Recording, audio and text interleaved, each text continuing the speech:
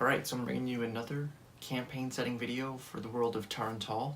This time I'm going to be talking about the Pantheon and the seeds of life. So, when it comes to the gods in the Pantheon of Tehr'Ental, everything that I'm about to tell you is what is recorded in history and religious documents and things of that nature. For eternity, outside of time and things, the Pantheon has always existed. But they all existed eternally alone. It was not until two of these deities, who would later become known as the light and the dark, would come to find the others. Over the ages, the light deity and the dark deity wandered aimlessly throughout our reality, through the different planes and through space and time. Eventually, they found each other. Now, they were very different in nature.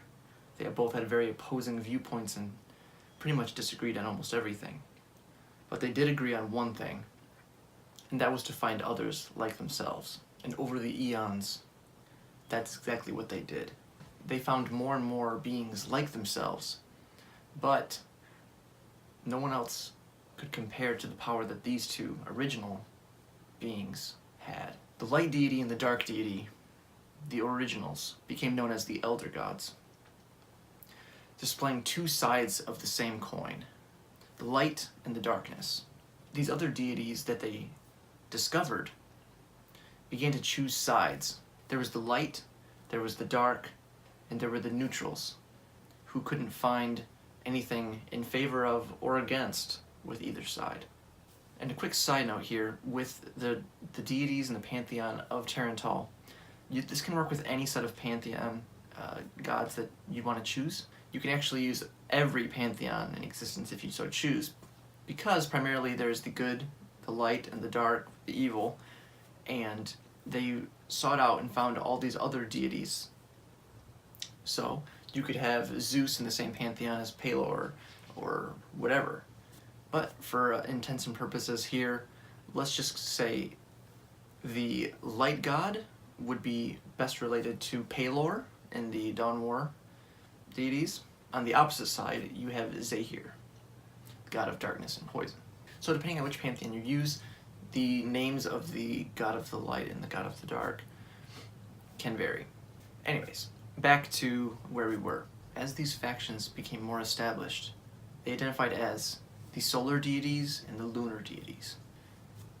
This searching went on for eons, and numerous deities had been discovered, mainly each of them housed inside their own plane of existence, but the vast majority of them were unable to leave their own plane. This was not a problem for the god of the light and the god of the dark, or if you're following the Dawn War deities, Pelor and Zahir. They were able to break free of their own prisons, and that is why they're known as the elder gods, because they're more powerful than their peers. Eventually, the god of the light came up with an idea. He wanted to create something new, something different, something to bring more value to this reality, to this existence. The other solar deities, mostly always agreeing with the god of light, agreed to help with whatever they could. The god of light soon realized that though he was incredibly powerful, to do what he was thinking, he would need more help. So he approached the god of darkness, seeking to make a deal where they could both pool their resources together to create a new plane, a new realm of existence. Many of the lunar deities scoffed and laughed at the concept of agreeing with the solar deities. What a joke. But surprisingly to them, the god of darkness quickly agreed to the offer. With this newfound, fragile unity, they sought out to find a good foundation for this plane of existence. And they found that there were 4 planes relatively close in proximity that each represented a different element. These would be known as the elemental planes: fire, water, air, and earth. they decided that these 4 close planes would make a very good foundation for their new plane of existence. The god of light and the god of darkness took their places and used their power to push together the 4 corners of the elemental planes to overlap, while the other deities joined together their power to seal and complete a ritual, binding their power all together and planting the seeds of this new reality.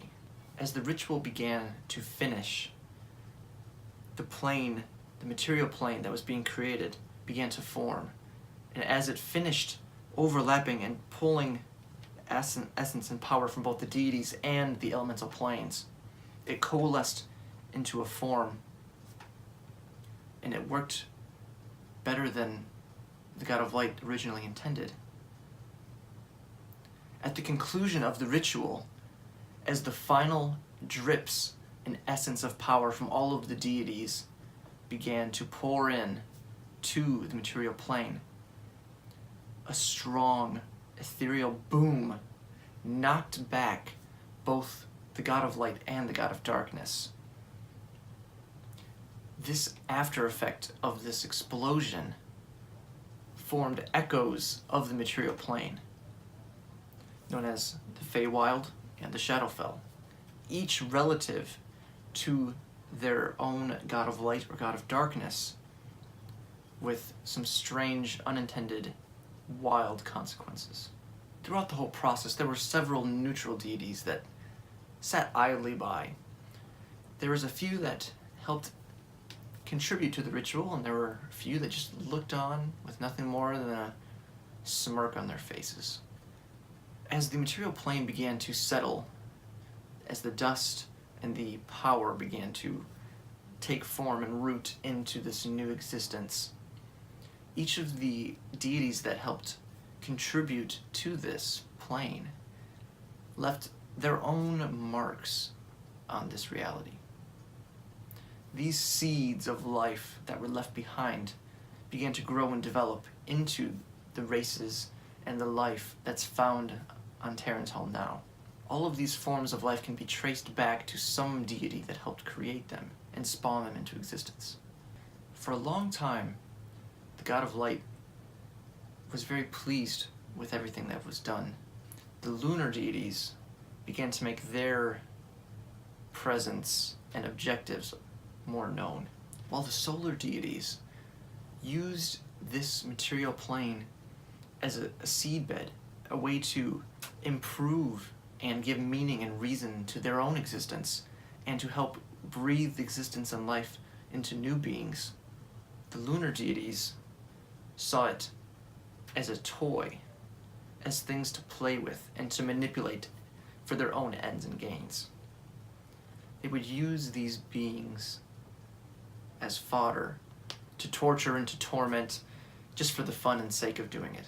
You could see quickly how this became a huge issue between the solar and lunar deities, and a war was waged between the two sides, with many casualties falling upon these newly created beings of the material plane.